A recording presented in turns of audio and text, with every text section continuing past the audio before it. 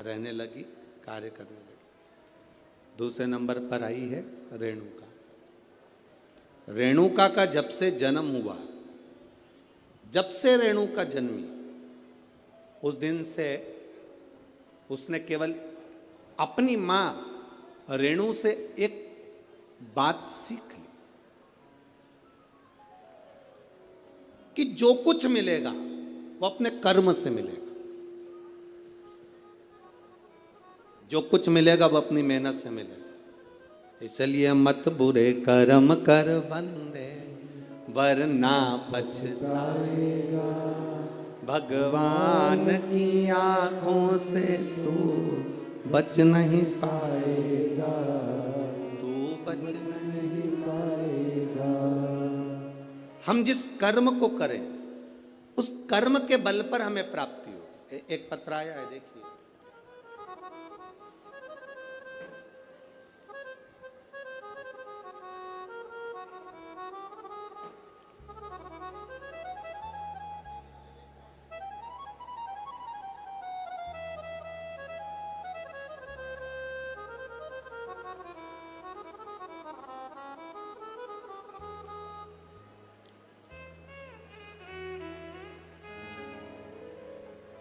मैं पूनम लाला सेलोकर, गंगाबाग पारड़ी,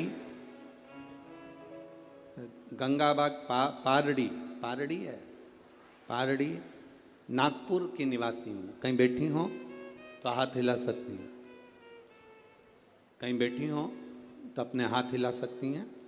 मैं पूनम लाला सेलोकर, गंगाबाग पारड़ी नागपुर की निवासी हूँ। कहीं बैठी हो तो अपना हाथ हिला सकती हैं, जहाँ कहीं भी बैठी हो। मेरा मोबाइल नंबर ये है। मेरी शादी को 12 साल हो गए थे गुरुदेव, संतान का सुख नहीं था। मैंने नागपुर के सारे डॉक्टरों को दिखाया, पर डॉक्टरों के हिसाब से उन्होंने कहा था कि तुम्हें संतान कभी नहीं होगी। सारे इलाज की रिपोर्टें भी मेरे पास में हैं। क्यों? उसका कारण यह था कि मेरे गर्भाशय में 12 mm की गठान हो गई थी, और 12 mm की गठान बहुत बड़ी गठान होती है गुरुदेव। डॉक्टरों ने कहा कि इसका ऑपरेशन कर भी देंगे तो तुम्हारी बच्चादानी में गर्भ नहीं ठहर सकता, तुम्हारे बच्चा नहीं हो सकता। तब मेरी दीदी ने कहा, आस्था चैनल पर कथा आती है, कभी 1 बजे कभी 2 बजे आती है, उस कथा को श्रवण करो। मैंने 2022 में कथा श्रवण करना प्रारंभ करा। आपने पशुपतिनाथ के व्रत का वर्णन किया। 12 साल तक मेरे यहाँ औलाद नहीं हुई गुरुदेव। जब 12 साल संतान नहीं हुई तब पशुपति व्रत करना प्रारंभ करा। सफ़ेद आंकड़े की जड़ का प्रयोग किया, और सफ़ेद आंकड़े की जड़ को मैंने कमर में बांध भगवान शिव का भजन करना प्रारंभ करा।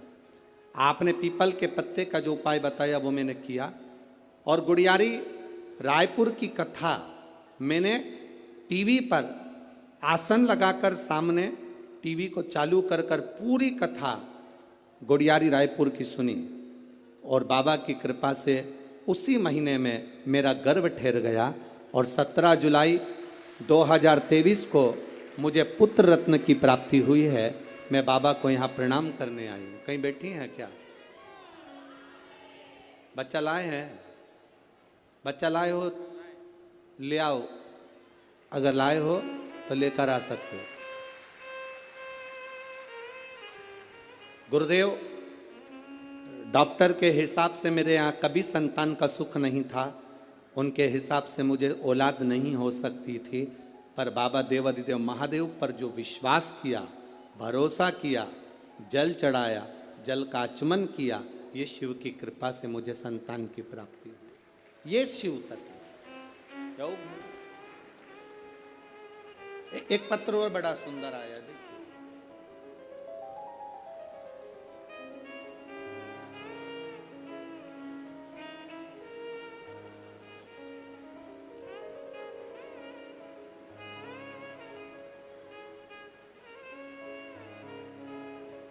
मैं दीपा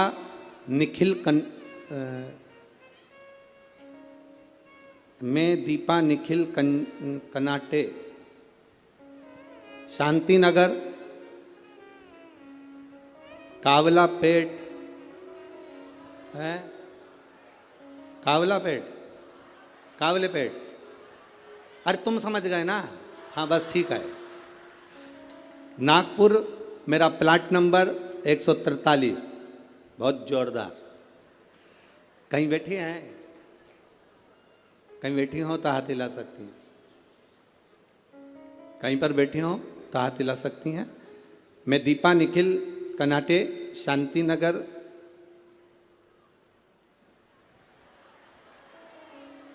समझ जाओ, ठीक है। हाँ, कावला पेट, नागपुर, मेरा प्लाट नंबर 143। गुरुदेव, मैं बाबा का क्या गुणगान करूं? मेरी शादी को कई साल निकल गए, संतान का सुख नहीं था गुरुदेव। 6 साल तो मैं जहां कोई कहता था वहां चली जाती, गोदी भरवा कर ले आती। कोई नारियल डाल डाल कर गोदी में इतने सारे नारियल इकट्ठे हो गए कि एक बार विसर्जन करना पड़ा गुरुदेव। फिर भी संतान का सुख नहीं हुआ। ऐसा कोई दरवाजा नहीं था जिस दरवाजे पर मैं नहीं गई, पर मुझे संतान का सुख नहीं हुआ गुरुदेव।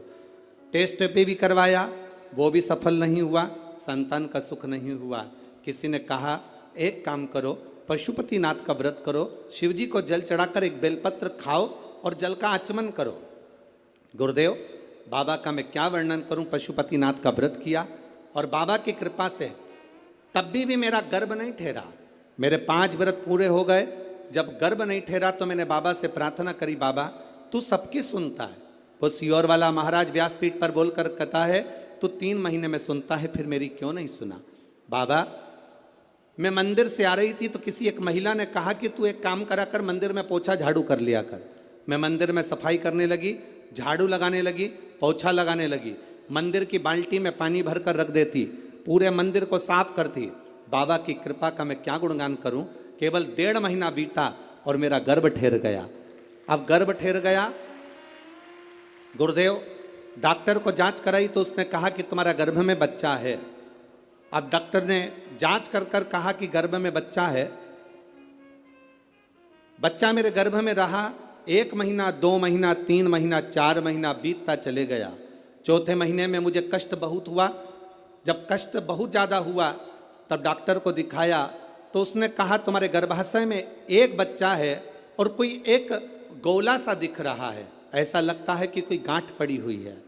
तब मुझे भय लगा और मैंने तुरंत गीता प्रेस गोरखपुर की शिव महापुराण की पुस्तक बुलवाई, पढ़ना चालू करा। मेरा 5वां महीना निकला। डॉक्टर कहते रहे तुम्हारे गर्भ में एक बच्चा है और एक गांठ पड़ी हुई है। 6ठा महीना पूर्ण हुआ, 7वां महीना पूरा हुआ। धीरे धीरे करते 9वां महीना हुआ। कथा पढ़ती रही, भोलेनाथ का भरोसा करती रही। अब मेरा डिलीवरी का टाइम आया। डॉक्टर ने कह दिया तुम्हारे शरीर में प्लेटलेट कम है तो तुम्हारा साधारण सा नॉर्मल डिलीवरी नहीं हो सकती, तब ऑपरेशन से बच्चा हो। जानकर मैं बड़ी दुखी हो गई। अब करे तो करे क्या? डॉक्टर के अनुसार तुम्हारे गर्भ में एक बच्चा है और एक गांठ है, तो बड़ी सावधानी से बच्चे को जन्म देना पड़ेगा। तब क्या कहूँ गुरुदेव, बाबा तो बाबा है। आप कहते हो भगवान देता है पल्ला झाड़ कर, महादेव देता है छप्पर फाड़ कर। बाबा ने मुझे 2 संतान प्रदान कर दी। जो डॉक्टर कहता था केवल एक गठान है, वो 2 संतान दिए। मैं दोनों बच्चों को लेकर यहाँ आई हूँ गुरुदेव, आपका आशीर्वाद मिले। कहीं बैठी हैं? दोनों बच्चों को लेकर जो आई हैं, कहीं बैठी हो तो हाथ हिला सकती हैं जहाँ कहीं बैठी हो। और अगर बैठी हो तो अपने दोनों बच्चों को लेकर व्यासपीठ के पास में आ सकती हैं। मैं दीपा निखिल, कनाटे, शांति नगर, ठीक है, कावलापेट, नागपुर, मेरा प्लाट नंबर 143। श्री शिवाय नमस्ते। ये शिव तत्व है, औघड़ी है शंभु, त्रिकालदर्शी है। अरे महाराज, अरे लुटा दिया भंडार,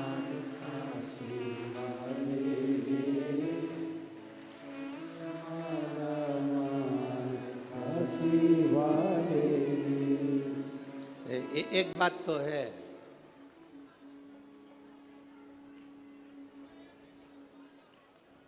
जितने लोग कथा सुनने आए हैं तुम पूरे की पूरे भजन याद करके आए हो, पक्का। बहुत बहुत साधुवाद। और एक बात तो है, विदर्भ विदर्भ है और नागपुर नागपुर है।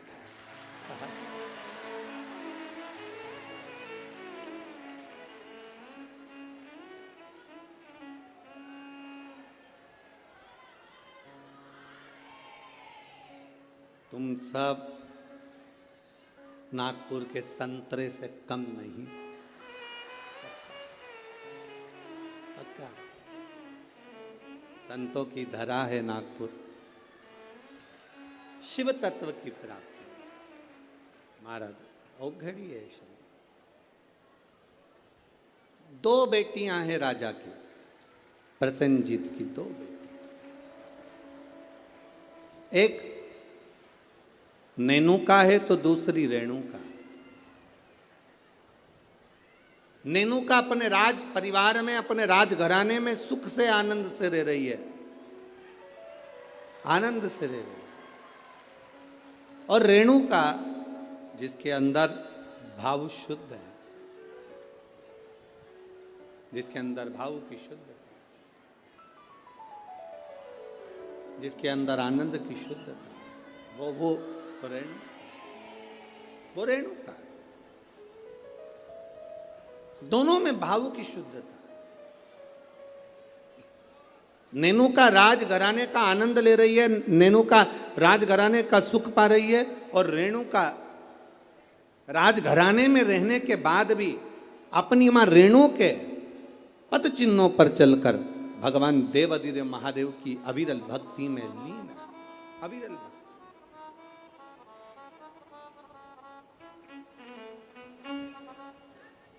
शिव भक्ति में लीन है वो। समय जाता जाता है,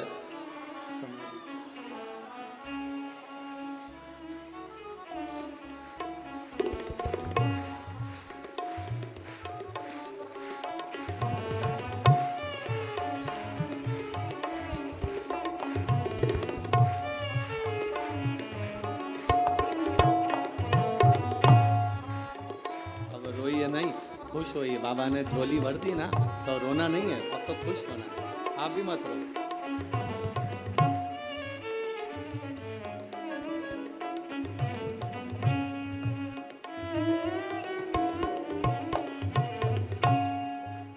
अभी तो रोने का समय गया, अब तो खुश होना। दोनों जने अच्छे से खुश होकर जाओ, रो के नहीं जाना। बाबा के दरबार से गोदी भर कर जा रहे हो, और क्या चाहिए, इससे बढ़कर सुख क्या है। दोनों खुश हो। हरे लुटा दिया भंडार का कर दिया माला, ये शिव भक्ति है, शंकर की उद्धार। शिव ओघड़ी है। जहां डॉक्टर ने कह दिया था कि नहीं होगा बच्चा, संतान का सुख नहीं है तुम्हारे जीवन में, वहां देने वाला कोई साधारण नहीं है। वो त्रिकालदर्शी, वो कैलाशी, वो अविनाशी शिव है, शंभु है। वो सहज नहीं है। शिव कथा कहती है, भगवान देवाधिदेव महादेव का चरित्र कहता। शिव महापुराण की कथा कहती है, एक दिन राजा प्रसेनजीत ने अपनी दोनों बेटियों को बुलाया, और दोनों बेटियां जब धीरे धीरे बड़ी हो गई, बड़ी होने के बाद अपनी बेटियों से पूछा, बताओ बेटियों, तुम्हारा भरण पोषण करने वाला कौन है, तुम्हारी भंडार भरने वाला, तुम्हारा भरण पोषण करने वाला, तुमको रखने वाला, संभालने वाला कौन है, बोलो।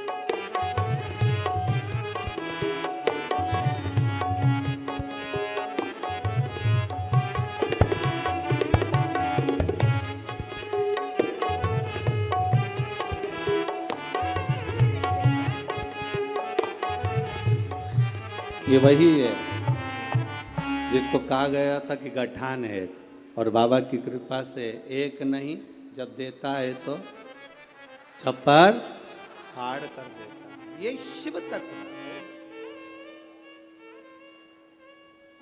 शिव भक्ति है। नेनुका और रेणुका दोनों से पूछा गया, प्रसेनजीत ने दोनों से पूछा, ये बताओ। प्रसेनजीत पूछ रहे हैं कि इस तुम्हारे जीवन का ये भरण पोषण कौन कर रहा है?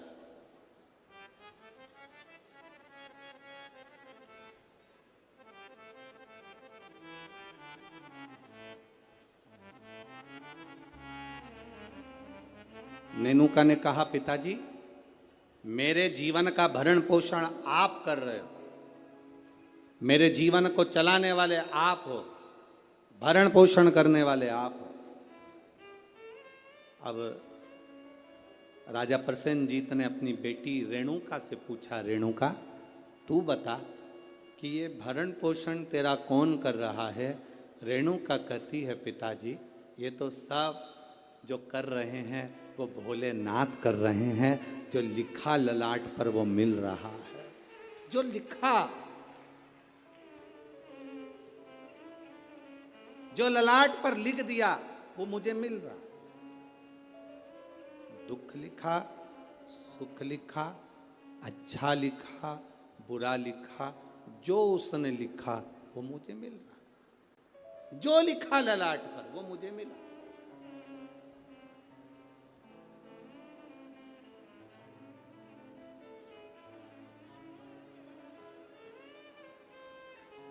और तेरी कृपा बिना ना हिले एक भी अणु, लेते हैं श्वास तेरी कृपा से तनो तनो।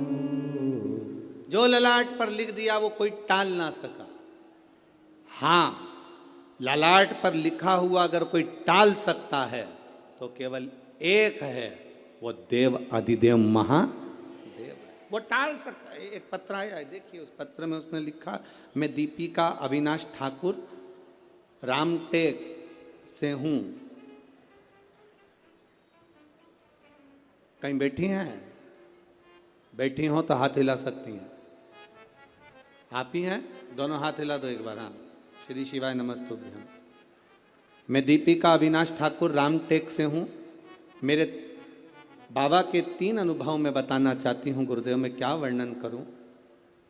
मेरी मामी को जो रजनीबेस रामटेक में है, उनको कैंसर हो गया, और कैंसर होने के बाद में उनका नागपुर में इलाज चला। नागपुर से इलाज कराने के बाद उनको दिल्ली ले गए। दिल्ली ले गए तब भी उनका कैंसर ठीक होने को नहीं। गुरुदेव अब करें तो करें क्या? तब बाबा देवाधिदेव महादेव पर विश्वास रखकर दिल्ली से दिखाने के बाद में वो ऑपरेशन का बोले पर हम उनको लेकर आए, और गुरुदेव शिवजी पे चढ़ी हुई बेलपत्र उनको खाने के लिए देने लगे। शंकर पर चढ़ा हुआ जल उनको पीने के लिए देने लगे। मैं बाबा का क्या गुणगान करूं गुरुदेव। आज बाबा की कृपा से जो मेरी मामी जी को कैंसर हो गया था वो पूर्ण तरह से ठीक है, इसलिए मैं बाबा को यहाँ नमन करने के लिए। आराम है बाबू? दोनों हाथ हिला दो एक बार। श्री शिवाय नमस्तुभ्यम। गुरुदेव शिव कृपा इसी को कहते हैं। गुरुदेव बाबा जब देता है तो साधारण नहीं देता बाबा। गुरुजी आप कहते हो कि सारी समस्या का एक लोटा जल है हल, पर निवेदन करूं गुरुदेव, बेलपत्री में भी वो बल है कि साधारण व्यक्ति उस बेलपत्र को समझ नहीं सकता। ये शिव तत्व की प्राप्ति। बैठिए बहन। शिव भक्ति वो क्या दे रहा है, क्या कर रहा है, ये उसके ऊपर निर्भर है। नागपुर वालों, आप लोगों को मौका मिला है 5 दिन की कथा का। जितने दिल से, हाँ लोग कहेंगे तुमसे भीड़ बहुत है, बहुत गर्दी है, बहुत भीड़ है, बहुत गर्दी है, तो भी कह देना कि वो हमें जहाँ जगह मिले वहाँ बैठकर दिल से जितनी देर मिले उतनी देर की कथा श्रवण कर कर उसको एक बार अपने मन की बात कहकर जरूर जाना। वो 3 महीने में क्या देगा ये उसके ऊपर निर्भर। वो क्या देगा ये वही जान सकता। भगवान ने अगर आपको धन दिया है तो बन सके जो शिव भक्त यहाँ पर आए उनको दोनों हाथों से कुछ जो बन सके, पानी हो, फलाहार हो, बिस्कुट हो, कुछ भी सामग्री, एक बार उनका मुंह झूठा जरूर कराओ और लिख कर रखना अपनी डायरी में कि मैंने 5 रुपए का पानी पिलाया था। 3 महीने इंतजार मत करना, 1.5 महीने में इंतजार कर कर बताना कि वो 5 रुपए का जो पानी पिलाया वो 3 गुना हुआ कि नहीं हुआ, 4 गुना हुआ कि नहीं। उसका फल क्या मिल रहा है, क्या प्राप्त होगा, ये वही जाने।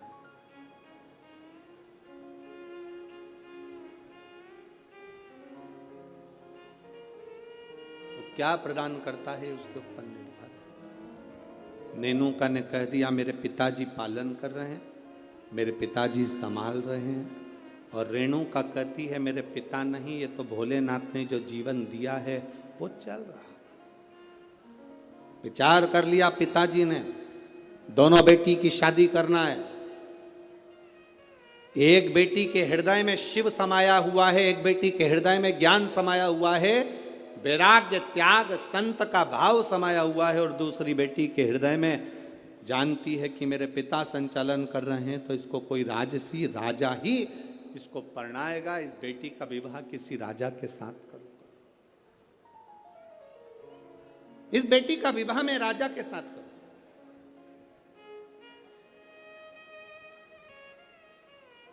जब भरोसा प्रबल हो जाता है, विश्वास दृढ़ हो जाता है, तब परमात्मा की प्राप्ति का केंद्र बन जाता है।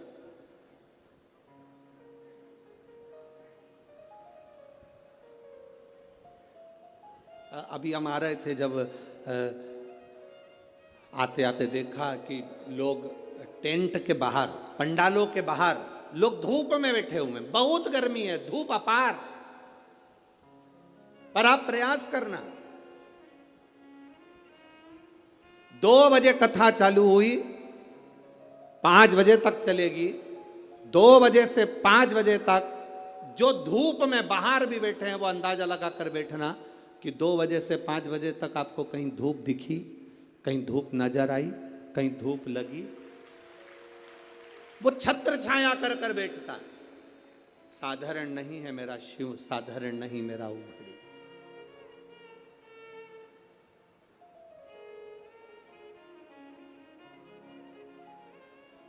कोई कह रहे थे कि गुरुजी, आदरणीय आमदार जी मोहन मते जी कथा करा रहे हैं। हम कह रहे हैं मोहन मते जी नहीं, ये तो नागपुर वालों का जो भाग्य प्रबल हुआ, और मोहन मते जी की जो धर्म पत्नी है श्रीमती सौभाग्यवती सविता मोहन जी मते, उनको धन्यवाद देंगे कि उनके पुण्य, कहीं उन्होंने शंकर की आराधना, मोहन मते जी तो शिव की आराधना बचपन से कर कर आ रहे हैं, बाल्यावस्था से, और ऐसा नहीं कि कोई शिवालय रह जाता हो। शिवरात्रि पर भी भगवान शंकर के मंदिर में जाना, श्रावण के महीने में शंकर की आराधना करना, शिव भक्ति को अपने हृदय में बिठाना, तो कहीं ना कहीं शंकर की जो करुणा हमारे पुण्य की। एक बच्चा एक गुल्लक भरता है तो फोड़कर गिफ्ट लाता है, फोड़कर जब गिफ्ट लाता है तो वह अपने प्रयोग में लेता है। जब हमारे पुण्य की गुल्लक भराती है तब जाकर अपने परिवार में, अपने क्षेत्र में एक बार शिव महापुराण की कथा हो पाती, तब जाकर कथा हो। श्री मोहन मते जी को मैं कहूंगा, आपके इस कथा से पूरे नागपुर क्षेत्र के ना जाने कितने कितने पुण्य प्रबल हुए होंगे, और ये नागपुर वासियों ने ना जाने कितना 1 लोटा जल चढ़ाया होगा, तब जाकर ये 5 दिन की शिव महापुराण की कथा यहाँ पहुंची। ये कोई सहज है पुराण? बोल बम का नारा है, बहुत अपने पुण्य की प्रबलता हुई तब जाकर ये शिव महापुराण की कथा हमारे जीवन में एक बार श्रवण करने का सौभाग्य अपने क्षेत्र में, अपने नगर में, अपने गांव में मिल रहा, तब मिल रहा।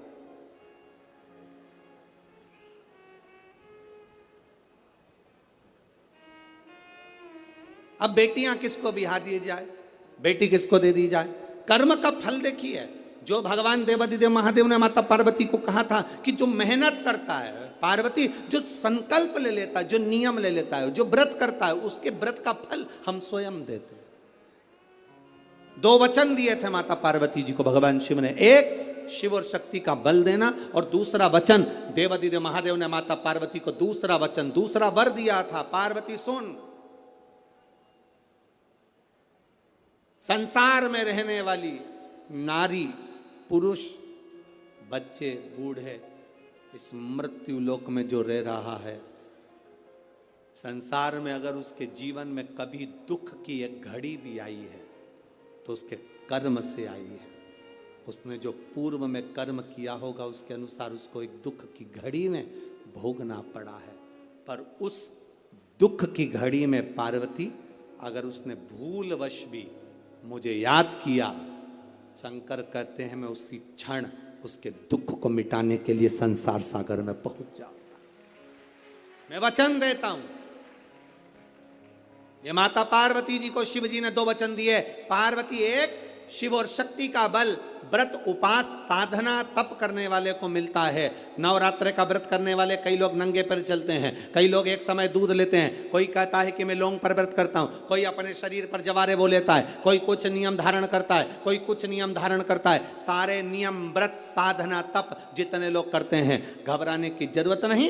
ये बल तुम्हें जो देता है वो शिव देते हैं, वो भगवान शंकर शक्ति के साथ देते हैं। और ध्यान देना, दुख की घड़ी में अगर तुम्हारे कर्म के अनुसार तुम्हें दुख भोगना पड़ रहा है तो उस दुख में भी घबराना नहीं। अगर दुख परमात्मा ने दिया है तो वो उस दुख को समाप्त करने का बल भी आपको प्रदान करता है। वो शिव तत्व है, वो ओघड़ी है,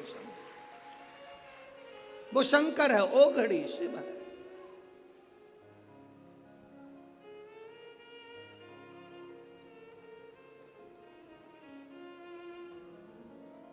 वो शंभु आपके बल को जो बढ़ा रहा, आपके विश्वास को जो दृढ़ कर रहा। महाराज, राजा प्रसेन ने विचार कर लिया, दोनों बेटी का विवाह करना है। नेनुका का विवाह करूंगा किसी राजा के साथ और रेणुका का विवाह करूंगा किसी ऋषि के साथ। नेनुका सहस्त्रार्जुन को दी गई, जिसकी हजारों भुजाएं थी, खूब राजसी ठाठ था, खूब बल था। नेनुका सहस्त्रार्जुन को दी गई, जितने रावण को भी अपने काबू में कर रखा था। ढेर बल था सहस्त्रार्जुन के पास में, ढेर संपदा थी सहस्त्रार्जुन के पास में। बड़ा प्रबल, बड़ा वीर राजा था सहस्त्रार्जुन, बड़े प्रबल थे सहस्त्रार्जुन। सहस्त्रार्जुन साधारण नहीं थे, बड़े प्रबल, बड़े वीर। जो रावण को भी अपने कब्जे में रखता हो वो साधारण नहीं हो सकता है।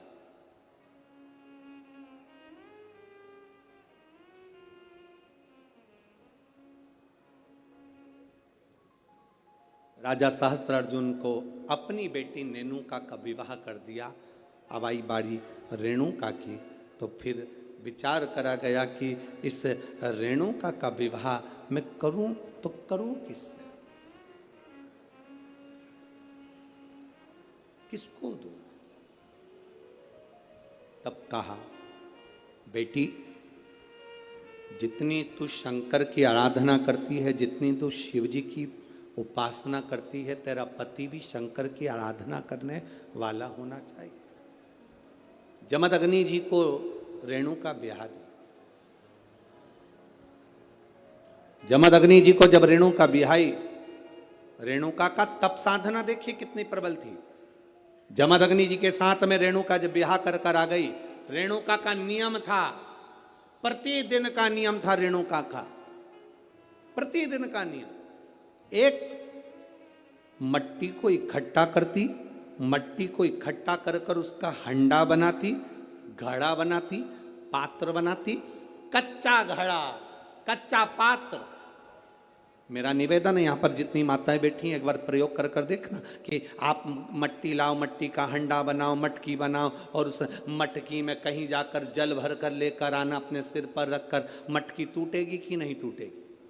अरे बोलो तो जम के टूटेगी ना, क्योंकि वो पकी नहीं है, सही से बनी नहीं है, वो मटकी टूट जाएगी। अगर वो मट्टी का पात्र पका होता, मट्टी का पात्र अग्नि में तपा होता, मट्टी का पात्र अग्नि में सना होता, अग्नि में तपा होता, तो वो मटकी फिर टूटती नहीं। अगर वो तपा हुआ है, अगर वो तपा अग्नि में तपा हुआ है तो वो नहीं टूटेगा, पर वो अग्नि कच्चा पात्र है तो टूटेगा, पका नहीं है तो वो टूट जाएगा। रेणुका का नियम था, मट्टी का पात्र बनाती, मटका हंडा बनाती और हंडे को लेकर जब नदी पर जाती, जल भर कर लाती, जल भर कर लाती।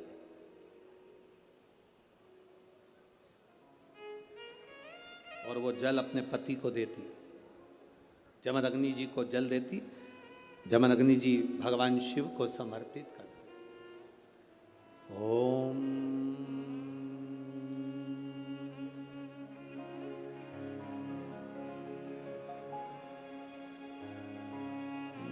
नमः शिवाय।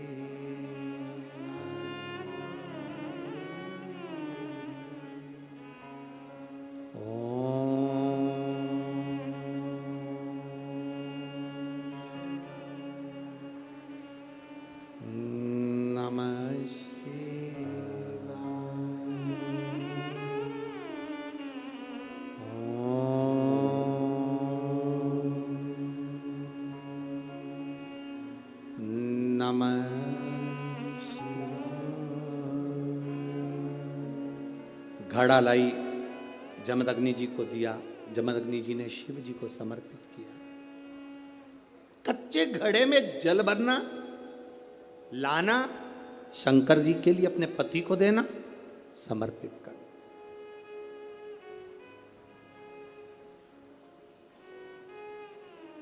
सबसे कठिन काम, कच्चे घड़े में जल भरकर लाकर पति को देना और जल समर्पित करना। एक बार जमदग्नि जी के मन में भाव प्रकट हो गया कि मेरी पत्नी रोज घड़ा बनाती है, रोज हंडा बनाती है, रोज कच्चा घड़ा तैयार करती है और रोज जल भर कर लेकर आती है। मेरी धर्म पत्नी, आखिर ऐसा क्या तप साधना, ऐसा क्या तप बल, ऐसी क्या प्रबलता जो कच्चे घड़े में जल भर कर लाती है? कच्चे घड़े में जल भर कर लाना।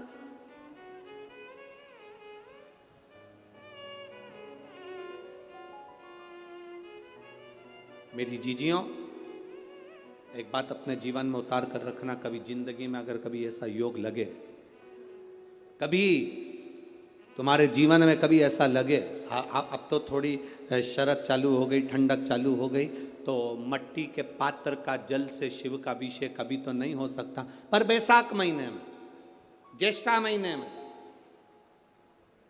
कभी मौका लगे अपने जीवन में और तुम्हें लगे कि मेरे जीवन में दुख समाप्त ही नहीं हो रहा, मेरे दुख जा ही नहीं रहा, तो 5 बेलपत्र,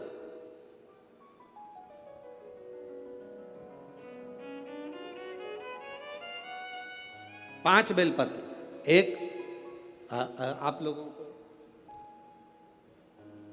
देखो इस पत्र में शिवलिंग लगा हुआ है तो हम आपको इसी से समझा देते हैं। एक बेलपत्र जिसकी डंडी का भाग जल जहां से बहकर बाहर निकल रहा है, अशोक सुंदरी का स्थान देखा है ना सब लोगों ने, बस उसी स्थान पर पहली बेलपत्र। दूसरी बेलपत्र पार्वती जी के स्थान पर, अर्थात जो जलाधारी है वहां पर। तीसरी बेलपत्र शंकर भगवान के शिवलिंग के सम्मुख में जहां आप बैठे हो वहां बैठकर डंडी का भाग विपरीत दिशा में रखकर, तीसरा बेलपत्र। चौथा बेलपत्र, भगवान शंकर का जल जहां से नीचे गिर रहा है उस ओर सीधी बेलपत्र नीचे की ओर।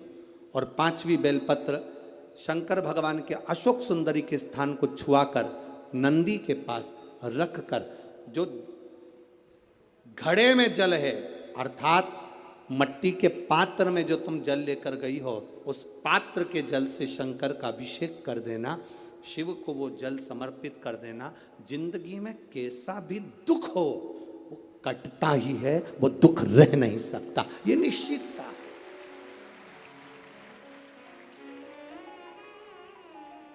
कभी कभी आप लोगों ने नागपुर में ऐसा दर्शन करा कि नहीं करा हमें नहीं मालूम, नागपुर की लीला तो हम नहीं जानते, पर हमारे उधर आज भी होता है। जब बैसाख का महीना आता है, ज्येष्ठा महीना आता है, गर्मी का समय आता है, तो शिव जी के ऊपर ऐसा ऐसा तिकोना लोहे का कुछ एंगल बनाकर उसके ऊपर मिट्टी का हंडा रख देते हैं। अब यहाँ नागपुर में आप लोगों ने दर्शन करे ना करे वो हमें नहीं मालूम, पर अभी तक चांदी का लगता था, अभी तक सोने का लगता, पीतल का लगता, तांबे का लगता, पर जैसे ही बैसाख का महीना आया, जैसे ही ज्येष्ठा महीना आया, वैसे ही मिट्टी का पात्र रख दिया जाता, उसमें से बूंद बूंद पानी शिव जी को समर्पित। करें दर्शन यहाँ पर, किसी ने करे यहाँ रखते हैं लोग, ठीक है। शिव तत्व की प्राप्ति के लिए भगवान देवादिदेव महादेव के आनंद सुख को प्राप्त करें।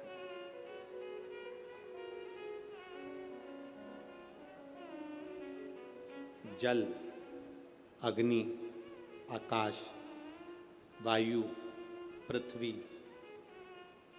पांच तत्व भगवान शंकर के ये पांच मुख है। इसलिए आरती में भी हम लोग कहते हैं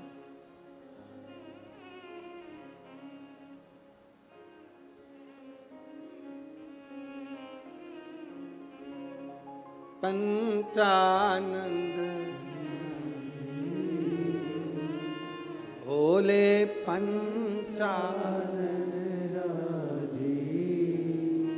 हंसासन गरुड़ासन, हंसासन गरुड़ासन, वृषवाहन साजे। ओम जय शिवा ओंकारा, दो भुज चार चतुर्भुज, दस भुज अति सोहे, भोले दस भुज अति सोहे। अब पांच मुख पंचानंद शिव है। जल, वायु, आकाश, अग्नि, पृथ्वी, ये पंच तत्व शंकर के पांच मुख में विराजमान। पांच मुख। शिव की पंचायत में पांच देवता हैं। कितने देव हैं? पांच। पहला देवादिदेव महादेव, दूसरा गणेश जी महाराज, तीसरा भगवान नारायण, चौथा सूर्य नारायण भगवान, और पांचवा नंबर पर है मां दुर्गा भवानी अष्टभुजा धात्री मां देवी मां दुर्गा। ये पांच शिव पंचायत में पांच देवता। फिर से बोलिए, पंचायत में पांच देव कौन से होते हैं? पहला शिव जी, दूसरा गणेश जी, तीसरा भगवान विष्णु, चौथा भगवान सूर्य नारायण, और पांचवे मां दुर्गा भवानी। ये पांच शंकर की पंचायत के देवता हैं। शिव पंचायत में ये पांच रहते हैं।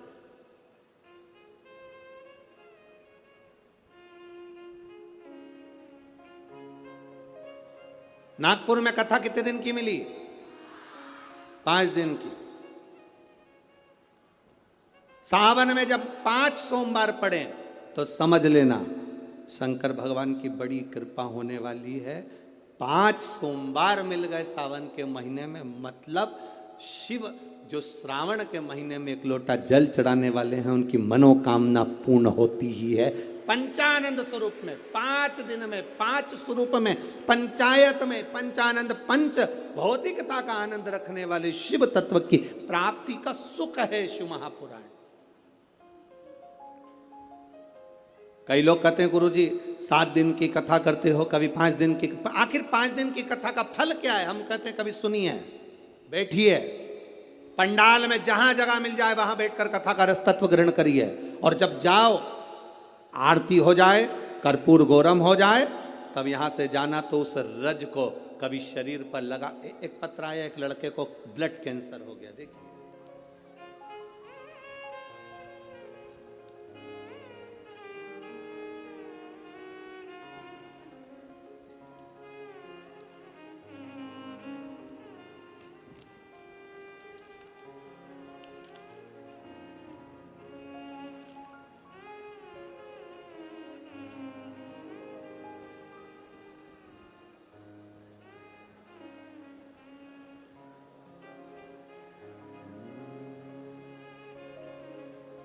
शंभो शरण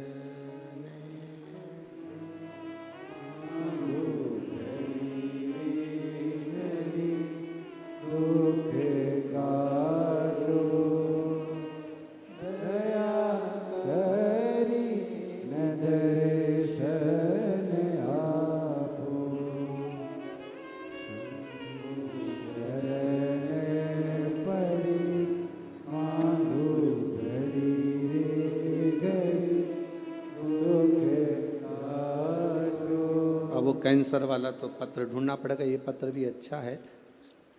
मेरा नाम भसीजा शुभम विलास पोटुवार, 27 साल की उम्र है, मुकाम पोस्ट तहसील बड़सा, जिला गढ़चिरौली, महाराष्ट्र राज्य। कहीं बैठे हो तो हाथ हिला सकती हैं, कहीं बैठे हो तो हाथ हिला सकती हैं, जहां कहीं बैठी हो। गुरुदेव, मेरा लीवर और किडनी दोनों ही डैमेज हो गए थे। दोनों ने काम करना बंद कर दिया, पेट में पानी भरा गया। डॉक्टर को दिखाया तो डॉक्टर ने कहा इसका पानी नहीं निकाल सकते क्योंकि इनके शरीर में खून की भी कमी है और लीवर किडनी दोनों काम करना बंद कर दिया। गुरुदेव, खून चढ़ाते पानी बन जाता, अब करें तो करें क्या? डॉक्टर ने कहा इसका एक तरीका हो सकता है कि टॉयलेट द्वारा या लेट द्वारा इनका पूरा की पूरा पानी निकालना होगा। वो निकाला पर वापिस पानी जम गया। लीवर किडनी काम नहीं कर रहे थे। डॉक्टरों ने हाथ ऊंचे कर दिया। डॉक्टरों का कहना था इसका कोई इलाज नहीं है, आप किसी भी हॉस्पिटल में ले जाओ, बड़े से बड़े हॉस्पिटल में ले जाओ तो इनका किडनी लीवर का या तो बदला जाए तब कुछ काम करे, परंतु इनका कोई फल नहीं है। हम उनको घर ले आए गुरुदेव, किडनी लीवर काम नहीं कर रही। डॉक्टर ने कहा आप ले जाओ, पर मन नहीं माना। हमने दूसरे हॉस्पिटल में उनको भर्ती करा, वहाँ पर भी इलाज चालू हुआ पर आराम नहीं लगा क्योंकि किडनी लीवर दोनों बेकार हो चुके थे। तब किसी ने कहा कि शिवजी को जल चढ़ाओ, वो जल लाकर इनको पिलाओ और एक बेलपत्र इनके नज़दीक में रखो। हमने वही करना प्रारंभ करा। देवादिदेव महादेव को जल चढ़ाते, वो जल इनको आचमन कराते। बाबा का कृपा का मैं क्या वर्णन करूं गुरुदेव। 2 अक्टूबर 2023 को बाबा की कृपा से उनकी तबीयत में सुधार आना प्रारंभ हुआ और 8 अक्टूबर को बाबा की कृपा से वो ठीक हो गए। बाबा की कृपा से उनका लीवर और किडनी दोनों काम करना प्रारंभ कर दिए। ये शिव तत्व है, ये शंकर योग घड़ी। कहीं बैठे हो तो हाथ हिला सकते हैं क्या? हाँ जी, हाथ हिला दो एक बार। ठीक है, हाथ हिला दीजिए। श्री शिवाय नमस्तुभ्यम। वापिस हाथ हिलाओ एक बार। हाँ, वापिस हिलाइए। श्री शिवाय नमस्तुभ्यम। बैठिए। हर हर शिव तत्व की प्राप्ति इसी को। आप जो शिव पर जल चढ़ा रहे हैं, आचमन कर रहे हैं, शंकर का गुणगान कर रहे हैं, उसका फल खाली नहीं जाता। मिट्टी के पात्र का जल हम देवाधिदेव महादेव को जब समर्पित करते हैं तो उसका फल खाली नहीं जाता, खाली नहीं जाता।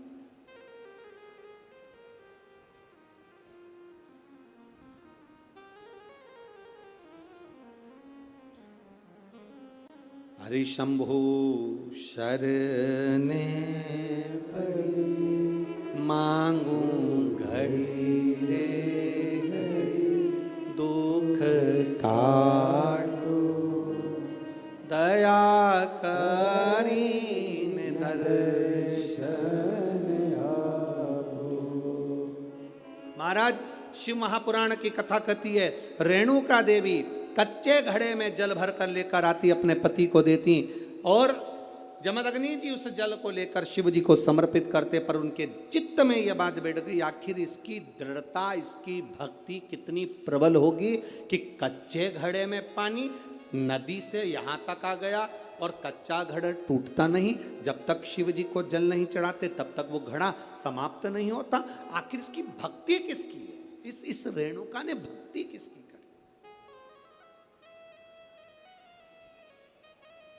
किसकी भक्ति कर? ये रेणुका किसको भजती है? क्या देखा जमदग्नि जी ने कि आज रेणुका ने मट्टी का जो घड़ा बना रही है, जमदग्नि जी क्या देख रहे हैं कि मट्टी के घड़े को बनाकर पास में पार्थिव शिवलिंग का निर्माण कर रही है। एक शिवलिंग का निर्माण कर रही है, पार्थिव शिवलिंग।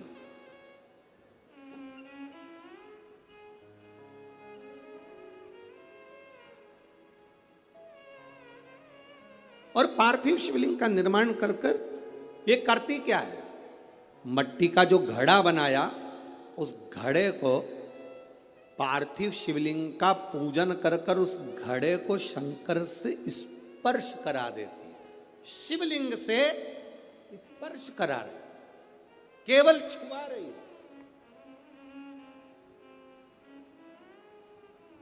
थोड़ा ध्यान देना जरा कथा पर।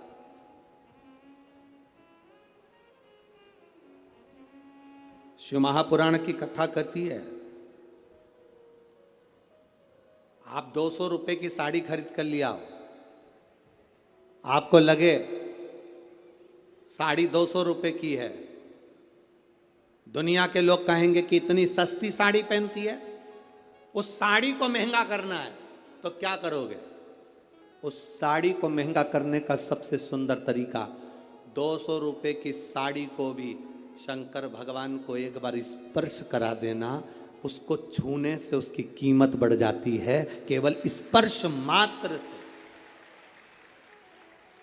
अब वही 200 रुपए की साड़ी पहनकर जरा मार्केट जाइए, वही 200 रुपए की साड़ी पहनकर अपनी सहेली के घर जाइए, वही 200 रुपए की साड़ी पहनकर अपने परिवार में जाइए। आपके परिवार वाले उस 200 रुपए की साड़ी को देखकर भी कहेंगे तेरे पर ये साड़ी अच्छी लग रही है, थोड़ा महंगी होगी ऐसा लग रहा है। मतलब भगवान को जो छू जाता है उसकी कीमत मेरा महादेव अपने आप बढ़ा देता है। केवल परमात्मा को छुआ, स्पर्श किया, उसकी कीमत बढ़ गई, उसकी कीमत बढ़ी। केवल छूने पर, केवल स्पर्श।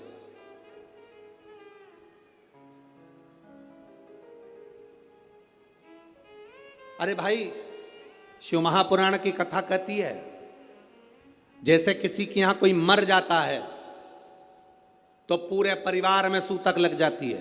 बोलो री जी जी सही है कि गलत है? अरे बोलो तो जम के, लगती है ना।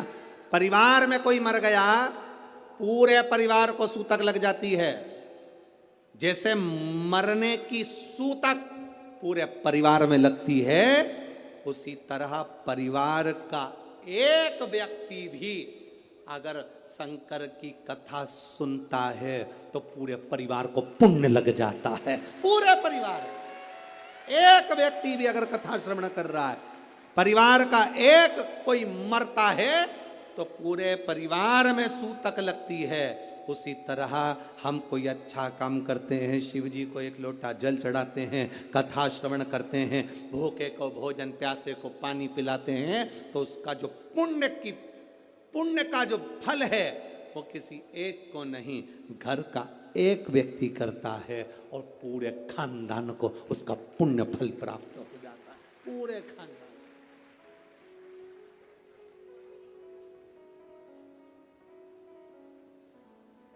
पूरे खानदान को उसका फल मिला।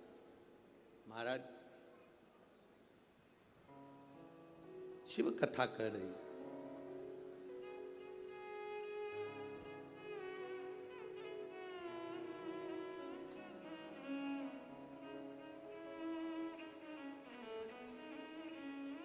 आप जितने भाव से भगवान को रिझाओगे, मेरा देवाधिदेव महादेव उतने भाव से आपके करीब में आता है। आपके करीब जितने स्नेह से आप रिझाने का प्रयास करोगे, जितने स्नेह से आप उसको पुकारने का प्रयास करोगे, उतने स्नेह से वो आपके करीब में आता है।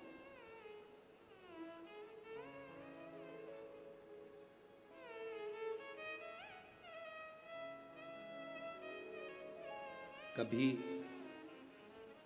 कथा के पंडाल में अगर बैठकर कथा सुन रहे हो, या टीवी के सामने सुन रहे हो, मोबाइल पर कथा सुन रहे हो, इस नागपुर की धरा से पवित्र शिव महापुराण की कथा, 5 दिवसीय शिव और पार्वती शिव महापुराण की कथा सुन रहे हो, उसके नियम को धारण कर कर कि मैं कथा पंडाल में बैठकर कथा सुनूं, कथा पूरी होने के बाद भूमि को प्रणाम कर कर, नमन कर कर, अपने हृदय से उसको नमन कर कर जाऊं, अपने हृदय की बात उससे कह कर जाऊं, तो कंकर शंकर सुनता जरूर है और कुबेरेश्वर महादेव झोली भरता जरूर है। आप दिल से कहें उसको,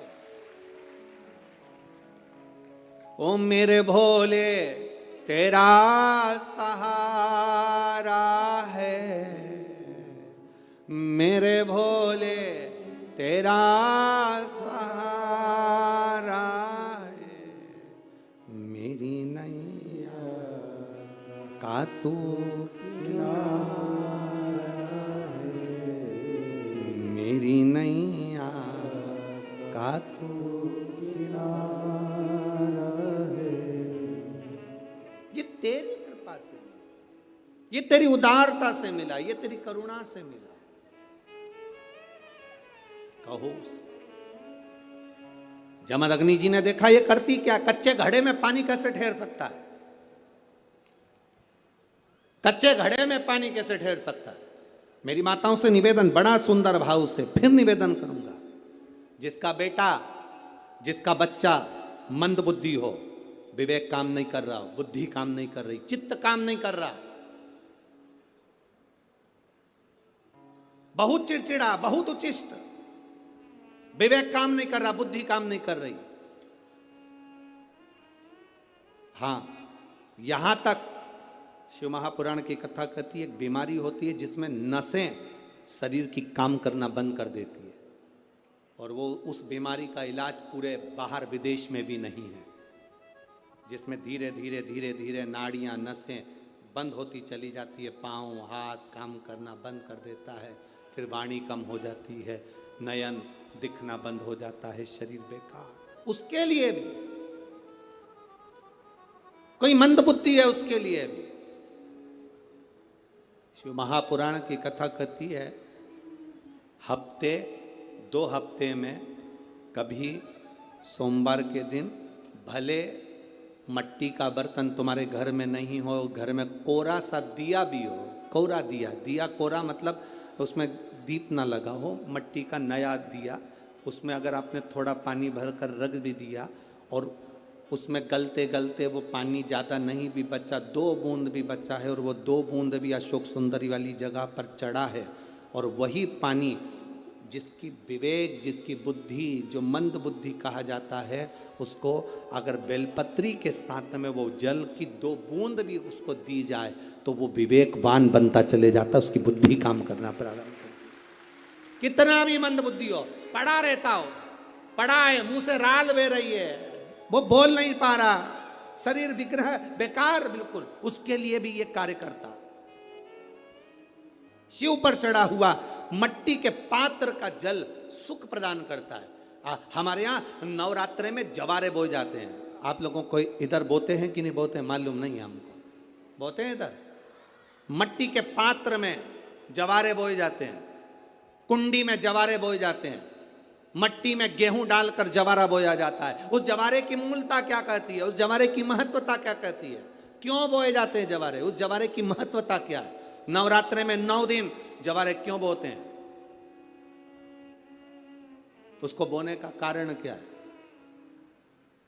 केवल कोई कहे कि हम ठाकुर जी को भजते हैं, भगवान कृष्ण को भजते हैं, कोई कहे हम तिरुपति बालाजी को, नारायण को भजते हैं, कोई कहता है कि हम हरि विट्ठल को, पांडुरंगा को भजते हैं, हमारे यहाँ हाँ हम इनको भजते हैं तो जवारे नहीं बोते। ना ना, पुष्टि मार्गी है, ठाकुर जी की सेवा करने वाला है, उसके यहाँ भी ये 9 दिन जवारे बोए जाते हैं। रामानुज संप्रदाय से जुड़ा हुआ है, नारायण की पूजन कर रहा है, उसके घर में भी जवारे बोए जाते हैं। पांडुरंगा हरि विट्ठल की उपासना कर रहा है, उसके घर में भी जवारे बोए जाते हैं। जवारे का महत्व हमारे यहाँ शास्त्र कहता है। क्या महत्व है उसका, क्या फल है उसका? महाराज,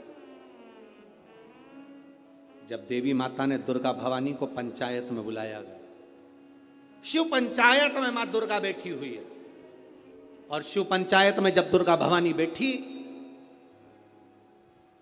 उपद्रवियों ने उपद्रव मचाया, अहंकारियों ने अहंकार मचाया, असुरों ने, राक्षसों ने हाहाकार मचाना प्रारंभ करा।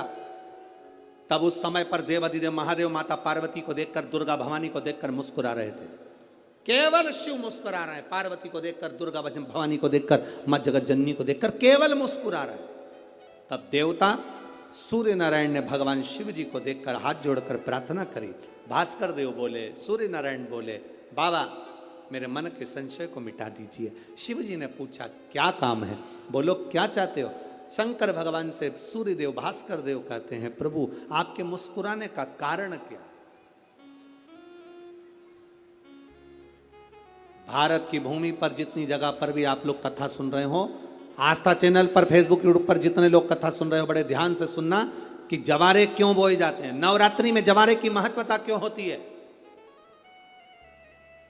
क्यों बोया जाता है, मिट्टी में गेहूं डालकर क्यों उत्पन्न किया जाता है, उसकी महत्वता क्या है?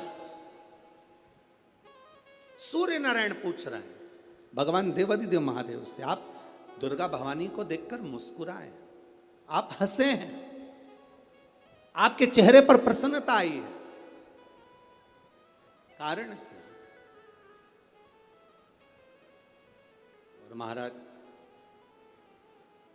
देवाधिदेव महादेव ने कहा, यहां भगवान विष्णु, गणेश जी, भास्कर देव, आप सब बैठे हो। असुरों ने आक्रमण कर दिया, असुरों ने आक्रमण करा है, और वह असुर आक्रमण कर दिए हैं तो वो असुर प्रवेश कर रहे हैं, उपद्रव मचाकर, हाहाकार कर कर नष्ट करने वाले हैं इस पूरी पृथ्वी को। तो फिर उसको बचाएगा कौन, कैसे बचेगा? शिव जी ने कहा चिंता मत करो। दुर्गा ने अपने केश का स्मरण किया, एक केश को माता पार्वती जी ने अपने हाथों से छुआ, छूते ही एक कुंड में सुंदर जवारे उत्पन्न हुए हैं। जब तक वो जवारे बड़े नहीं हो जाते, जब तक वो जवारे थोड़े प्रबल नहीं हो जाते, तब तक एक भी असुर प्रवेश नहीं कर सकता, हाहाकार नहीं मचा सकता और अंदर आ नहीं सकता। शिव महापुराण की कथा कहती है, जवारे जिसके यहाँ बोए जाते हैं, जवारे का, आप लोग कहते हैं कहीं पर देवी जी बैठी हैं, किसी के यहाँ मिट्टी की मूर्ति आई, 21 फीट की, 41 फीट की, 15 फीट की, 10 फीट की, 25 फीट की देवी जी की प्रतिमा स्थापना हुई। लोग कहते हैं हम देवी जी का दर्शन करने जा रहे हैं, दुर्गा जी का दर्शन करने जा रहे हैं। शिव महापुराण की कथा कहती है वो दुर्गा जी का दर्शन नहीं, देवी का दर्शन नहीं, नवरात्रे में जहां जवारे बोए जाते हैं वहां मात्र आप पांव रखते हैं, तो अपने घर में से क्लेश दूर हट जाता है, अहंकार दूर हट जाता है, अभिमतता दूर हट जाती है, तकलीफें दूर हट जाती है। जिसके घर में जवारे बोए जाते हैं वहां से अहंकार, काम, लोभ, आसक्ति, वासना, तृष्णा और दुख, तकलीफें दूर हट जाती है। तो जवारे का मूल का तत्व आनंद, सुख। महाराज उसको समझने वाला समझ सकता। रेणुका घड़ा बनाकर शिव जी का स्पर्श कर रही है, केवल स्पर्श, मट्टी के पात्र में बला जाता है स्पर्श मात्र, सहज नहीं है शिव। उसकी भक्ति बड़ी प्रबल है, क्योंकि उसके मस्तक पर गंगा विराजमान है और वो साधारण कृपा करने वाला नहीं, दुनिया को अमृत देने वाला है। शिव अमृत प्रदान करने वाला। और कितनी सुंदर है माँ तेरी नगरी, भोले पैदल चले आ रहे हैं। कितनी सुंदर है माँ तेरी नगरी, भोले पैदल चले आ रहे हैं। उनके मस्तक पे गंगा विराजे, उनके मस्तक पे गंगा विराजे, गंगा बहाते चले आ रहे हैं। उसके सिर पर गंगा, और वो गंगा की बौछार करता है, वो गंगा बरसा देता है, वो गंगा बहा देता है। वो शिव तत्व है।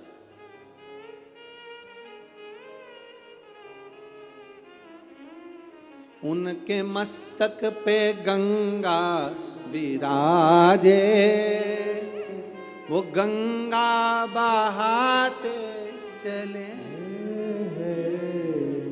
कितनी सुंदर है माँ